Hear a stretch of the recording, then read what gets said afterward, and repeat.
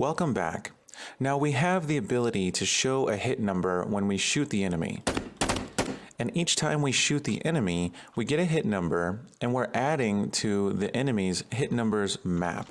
So I'm going to search for hit numbers in the details panel here with the enemy BP selected in the world outliner, and you'll see that the map grows as we shoot the enemy. So we're getting multiple hit numbers displayed to the screen, and this map is showing that we have the hit number widget itself along with the hit location stored in the map. Now we're going to use this hit location to update the location on the screen for the hit number, but before we do that, we need to take care of the fact that this map grows and continues to grow, and we need to delete these hit numbers after a certain amount of time.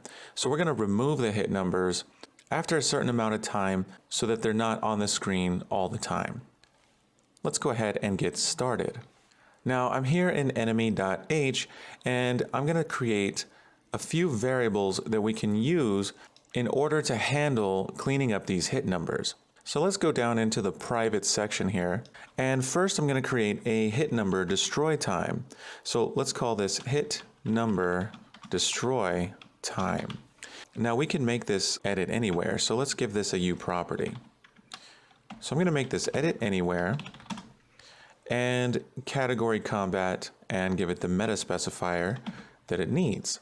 Now for the comment, we're going to say time before a hit number is removed from the screen. And we also need a function to remove that hit number. So let's create a protected function. We'll go up here to the protected section, and let's call this destroy hit number. It'll be a void function. So destroy hit number. This will be a callback for our timer. Now we can create callback functions that take input parameters and bind those to a timer. So we're going to have an input parameter for this, which will be the hit number. So that's of type U user widget. And that's going to be a user widget pointer called hit number. Now, if we're going to bind a function to a timer that has input parameters, it needs to be a U function. So we have destroy hit number. We can go ahead and create a function body for this. And all I want to do in destroy hit number is simply remove the hit number from our hit numbers map. So let's call hit numbers.remove, and we'll remove hit number.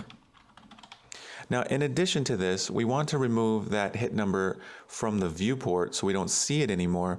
And to do that, we call hit number remove from parent. And this will remove it from the viewport and we won't see it anymore. Now it looks like IntelliSense does not recognize the U user widget type. So we need to include the header for that. So let's go ahead and click promote to document so we can open this up, and we'll need the header here at the top for U user widget. And the Unreal Engine documentation says that include for U user widget is blueprint/userwidget.h. So let's include that to get rid of that IntelliSense error. Now we have a callback function, and we haven't created a timer handle, and there's a reason for that, and we'll see the reason for that very shortly. Now we want to start the timer in store hit number, and here is where we're going to create a local timer handle. So let's make our F timer handle here and call this hit number timer. Now in order to bind a function with input parameters, we need to bind that function to something called a delegate. So we can use an F timer delegate, and we'll call this F timer delegate hit number delegate.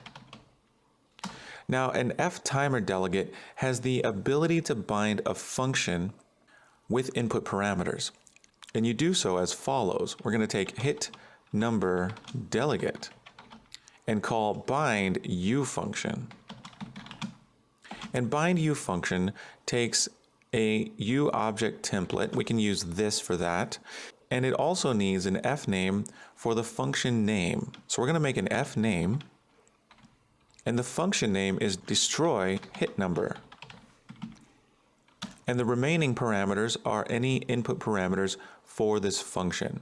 And we're going to pass in hit number, since destroy hit number takes a uUserWidget pointer. So after we've called bindU function, now this fTimerDelegate object stores a reference to this function as well as the inputs for that function. And we can use this when we set the timer. So when we call getWorld, getTimerManager, and set timer from this, we can then pass in our timer handle, which is hit number timer, along with the fTimerDelegate, which is hit number delegate.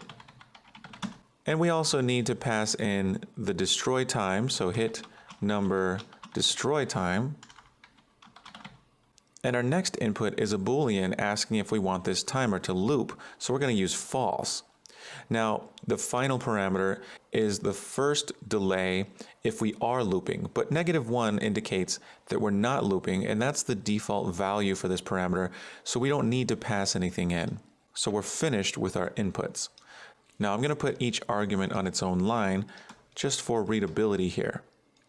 So now when we call store hit number, we're creating a local timer handle and a local timer delegate, and we're calling set timer with these, binding a function with a uUserWidget input to this timer.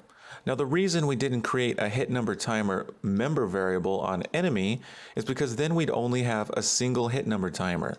But we're going to have multiple hit number widgets at any given point in time. So each time we call store hit number, we want to create a new hit number timer, and that way we'll be setting a timer for each individual number. Now we do need this hit number destroy time to have a value. So let's go up to the constructor and give this a default value. So we're going to say hit number destroy time. And I want these hit numbers destroyed after 1.5 seconds. So I'm going to give this a value of 1.5f.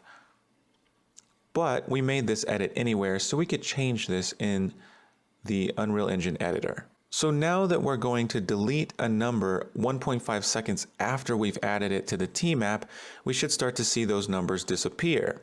Let's go ahead and compile this and see how it works. All right, so we're back in the editor, and I'm going to go ahead and hit play. And with our enemy BP selected in the world outliner and hit number searched for in the details panel, here is our hit numbers map. And I'm going to go ahead and shoot the enemy a few times. And we'll see that we have our hit numbers map filled with hit numbers, and then they get destroyed after 1.5 seconds. And also, you'll see that the hit number widget showed to the screen is also deleted after 1.5 seconds as well. So there's the 3 and it's gone. So now we have our numbers being taken care of. So that concludes this video. We now have hit numbers being stored for a brief period before they're removed from the screen. In the next videos, we're going to take care of what happens while those hit numbers are on the screen, because thus far they're just being displayed near our crosshairs, and that's not ideal. So it's time to start using our hit locations.